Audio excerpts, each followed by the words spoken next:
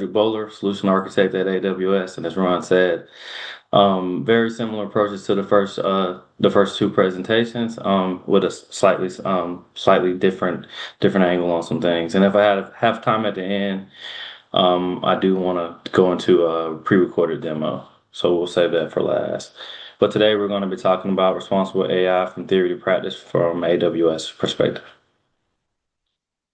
Just a quick view of the agenda. We'll cover what is responsible AI at AWS, how we're adding to the overall community, and then responsible AI in practice at AWS, what are our tools and services, and how we're enabling our customers to be able to use AI responsibly.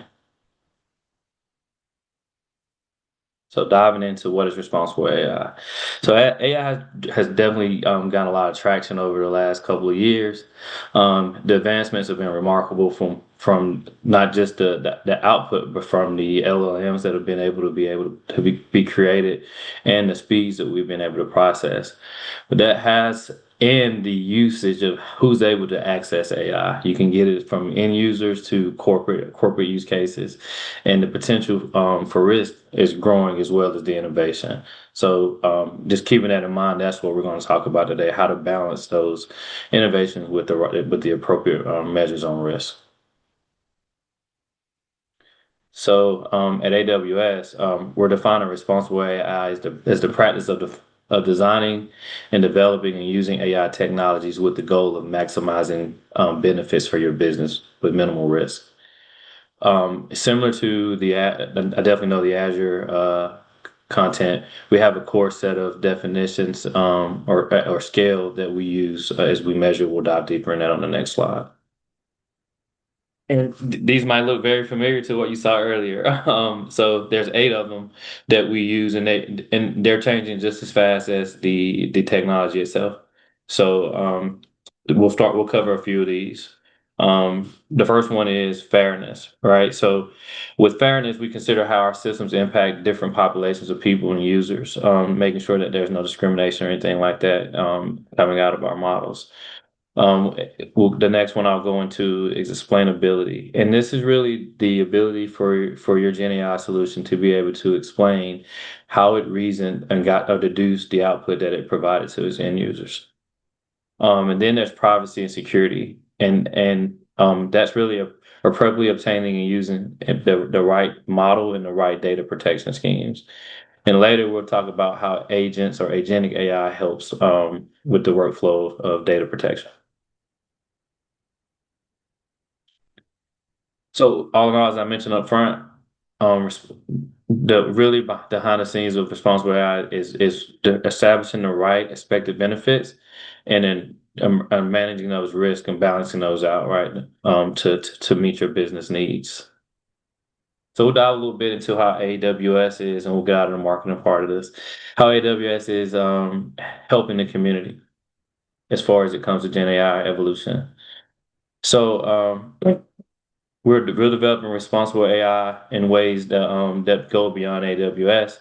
So we're investing in and advancing the science underlying the responsible AI, I guess, culture. We're taking the integration responsibility from end to end in our life cycle, and we're investing in the education of awareness in people. And we'll talk a little bit about that a little bit more.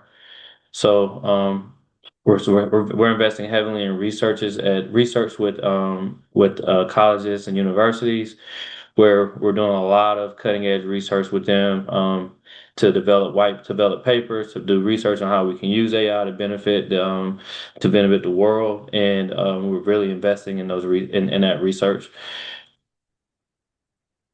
This is more of the same, and I'm gonna skip over a little bit of these, but largely it's people-centered approach and we're sharing our approach with everyone because we believe this is how we grow Gen AI safely. A people-centered approach where we're first focused on education, building diverse teams to get multiple ideas and viewpoints, taking a holistic viewpoint where we're balancing the risk versus the outcome, and then engaging multiple organizations, not just doing it ourselves, right? So leveraging the whole community. So now diving a little bit more into what our services look like that can help you with responsible Gen AI. at AWS specifically. So we're supporting our Gen AI security across our life cycle. And we're doing that starting with our partners and the solution architects, as in myself. That comes from the education standpoint. We have a Gen AI innovation center where we take ideation from our customers and we actually work with you to help you develop your application for your specific business use case. And what we do with these, if the customer is okay with it, based on your approval, we'll take these and we'll basically rinse and repeat for certain industries. The problems usually are the same across the industry. And then the last portion of this is using our legacy tools such as AWS Config, Artifact or Audit Manager, and SageMaker to continue to enhance and grow securely our Gen AI platforms such as Bedrock. And we'll talk more about Bedrock guardrails here in a second. So what Bedrock Guardrails is a function built into Bedrock that allows you to filter out undesirable content and actually helps with hallucinations. So this is a built-in feature with Bedrock that you don't have to build out that gives you the capability to, and the industry numbers are about 85% of blocking 85% of harmful content and filtering out 75% of hallucinations right out of the box. There's also an automated reasoning check in Amazon Bedrock, and what this does is it helps Bedrock to analyze the output from your prompt. Once you get that information back, is validating the response that you get from your LLM, and it's really checking for accuracy, soundness, and transparency, and making sure you have an accurate output from your search. There's also an additional feature in Bedrock, which is called Bedrock Evaluations, which I found very helpful. This feature helps you evaluate models to determine which model is best for your application. So you can either fully automate it, or you can do a human evaluation method that we have built in. Those are workflows that we have built into the tool, and you can use curated data sets that we provide, or you can bring your own data to determine which model is best for your application or your need. So with all the models out there, this is very handy to know which one can get you the output that you're looking for. And at Amazon, we developed our own models. And the reason we did this was for one, the need, right, to drive down costs in the industry and to have the same speed and performance that the competitors are seeing today. And so we developed our own novel models that we compete with in this space, and they're available at Amazon Bedrock as well.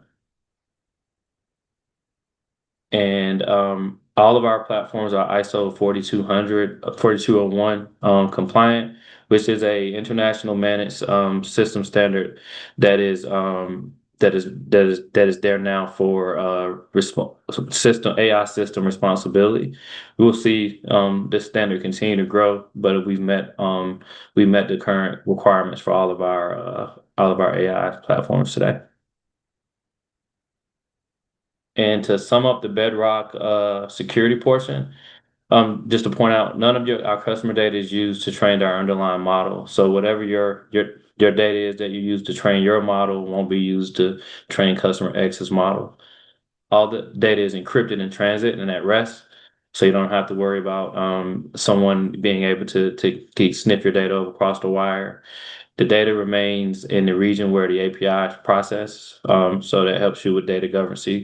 And then we still support all the current standard compliance regulations that you would expect, such as GDPR, SOX, ISO, etc.